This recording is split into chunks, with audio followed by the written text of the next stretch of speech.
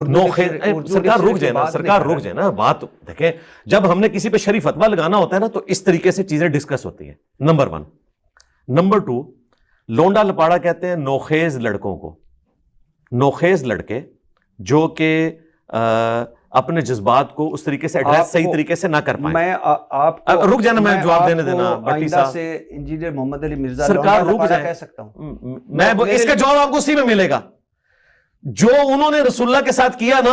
سر میں ان کی بات ہی سرکار رک جائے نا، نہیں میں ان کی بات ہی اور بٹی صاحب آپ اتنا میں نے آپ کو کہا تھا جواب لینا ہے آپ نے، دیکھیں آپ نے اتنا سینسٹیو مسئلہ چھیڑا ہے۔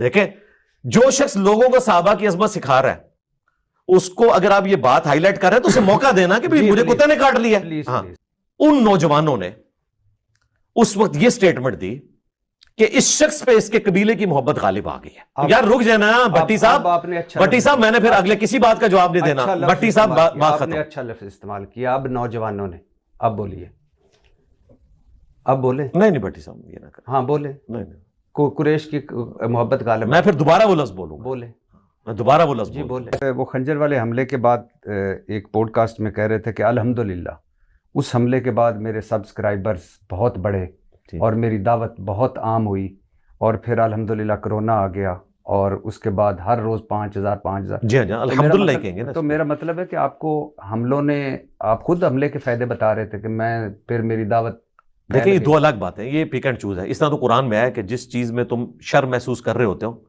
اس میں خیر چھپی ہوتی ہے بسا اوقات، اور جس چیز میں تم خیر محسوس کر رہے ہوتے ہو اس میں شر چھپی ہوئی ہے۔ ابھی آپ نے کہا نا کہ مجھے حملوں کی ضرورت کوئی نہیں، تو آپ تو حملوں کی تعریفیں کر رہے تھے نا۔ نہیں یہ دو الگ چیزیں ہیں نا جی۔ دیکھیں جب اللہ کی طرف سے تکلیف آ جاتی ہے نا پھر ہم نے کہنا ہے الحمدللہ انا للہ و انا الیہ راجعون، کبھی ڈیمانڈ نہیں کرنی کہ لوگ میرے اوپر حملہ کریں، یہ دو الگ باتیں ہیں۔ میں اس پہ نہیں جا رہا، میں کہہ رہا ہوں کہ آپ نے کہا کہ مجھے حملوں کی کیا ضرورت ہے، میں کیوں سالانہ حملے اپنے اور بات ٹھیک ہے، لیکن میں کہہ رہا ہوں کہ آپ تو اس حملے کے بعد الحمدللہ کہہ رہے تھے کہ میرے سبسکرائبر بڑھے، میری دعوت وائڈ ہوئی۔ تو ایک مسلمان کو یہی کہنا چاہیے جب اسے تکلیف پہنچے اللہ کا شکر ادا کرے کہ اس شر میں سے خیر نکلا، لیکن یہ نہیں ڈیمانڈ کرنا چاہیے کہ اللہ ہر دفعہ میرے ساتھ شر ہو اور اس میں سے خیر نکال۔ ہم اللہ تعالیٰ سے اس سے بھی اچھے کی امید رکھتے ہیں کہ بغیر شر کے ہی خیر نکل آئے۔ ہاں لیکن یہ جو شر تھا جس کو آپ کہہ رہے تھے کہ اس کی مجھے ضرورت نہیں، جی آپ ہی کہہ رہے تھے کہ اس شر کی سے مجھے بڑا خیر نکلا۔ جی نکلا، ظاہر ہے ایک مومن کو یہی کہنا چاہیے، لیکن کبھی ڈیمانڈ نہیں کرنی چاہیے کہ میرے اوپر شر آئے۔ میں سمجھا نہیں پایا، میں آپ کو سمجھاتا ہوں۔ آپ کہہ رہے تھے کہ جو حملے ہیں مجھے اس کی کیا ضرورت ہے کہ میں سالانہ حملہ کرواؤں اپنی مقبولیت کے لیے، اپنے سارے کچھ کے لیے۔ جو لوگ سمجھتے ہیں وہ کہتے ہیں کہ یہی تو ہے ان کی بیس، کہ دیکھو ہر سال ایک حملہ ہوتا ہے، کبھی کہیں سے کبھی کہیں سے کبھی